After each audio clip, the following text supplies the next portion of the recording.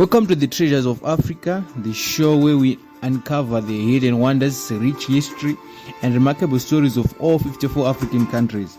I am Theophilus Kondo, and today we are exploring one of Africa's greatest historical masterpieces, the Great Zimbabwe. Hidden among the granite hills of southern eastern Zimbabwe stands the largest ancient stone city in sub-Saharan Africa, built without a single drop of mortar. They were just stone walls, and it is said they have stood for more than 700 years. Great Zimbabwe is an ancient city located near the modern town of Masvingo in Zimbabwe. The name Zimbabwe comes from the Shona phrase Zimba Zimbabwe, meaning the house of stones. So construction began around the 11th century and continued until the 15th century. So at its peak, Great Zimbabwe covered around 720 hectares, making it one of the largest major cities in Africa. So historians estimate that between 10,000 and 20,000 people lived in Great Zimbabwe during its golden age. And the city served as the capital of a powerful kingdom that controlled trade routes stretching across southern Africa. And today it is a UNESCO World Heritage Site and one of Zimbabwe's most important national symbols. One of the most amazing features of the Great Zimbabwe is its engineering.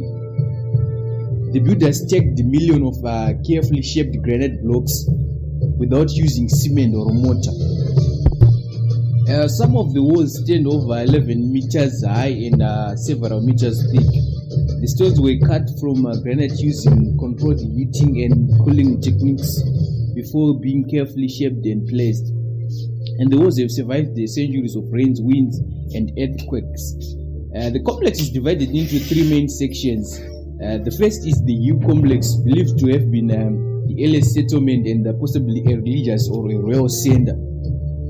Second, it is the Great Enclosure, famous for its enormous circular wall and mysterious colonial tower. Finally, there are the valley ruins, where ordinary citizens lived and worked. Even today, architects and engineers admire the precision and skill required to build such a massive city without modern machinery. Great Zimbabwe was not isolated. It was the center of the world kingdom, connected to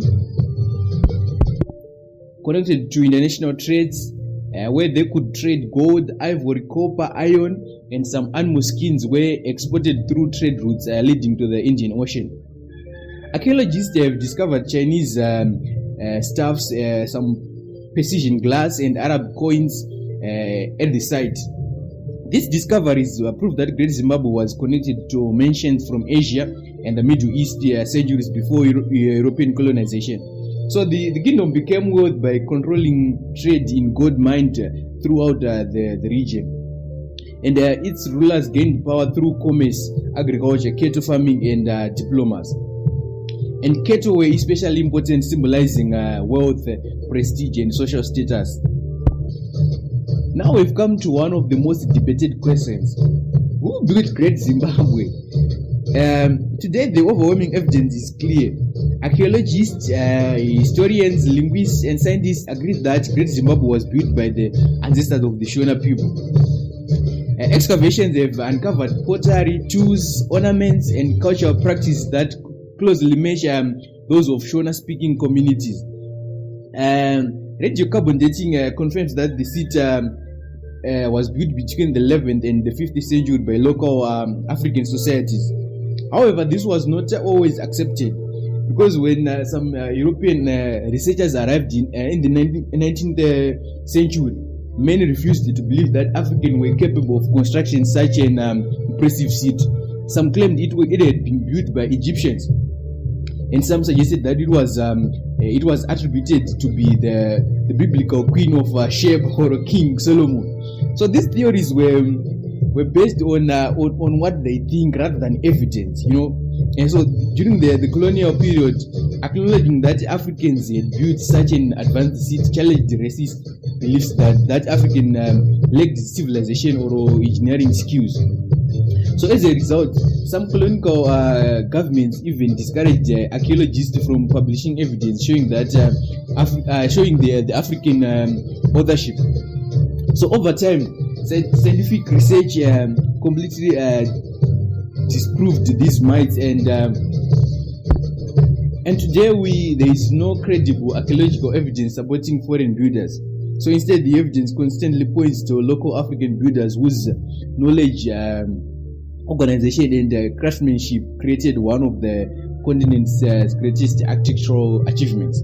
So this reminds us that the story should always be guided by evidence, not assumptions. Yeah. So some say Great Zimbabwe was built as sort of like a place where a king would live, like it's called Zundera Mambo in Shona.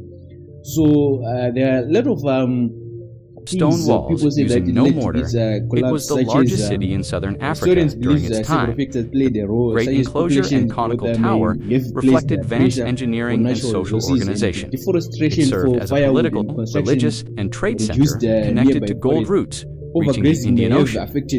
Great Zimbabwe remains a powerful symbol of African civilization and architectural achievement.